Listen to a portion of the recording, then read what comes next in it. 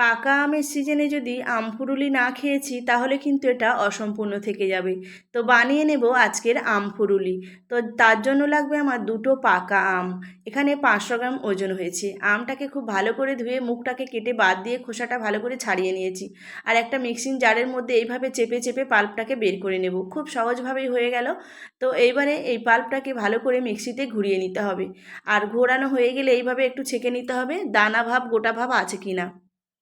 তো দেখলাম নেই, এভাবে ছেঁকে নিয়েছি, হয়ে গেছে। এখানে দুধ আমি 500 গ্রাম জাল করে একটু ঘন করে নিয়েছি, তার মধ্যে 1 প্যাকেট 10 টাকা প্যাকেট সুজি ভিজাতে দিয়েছি।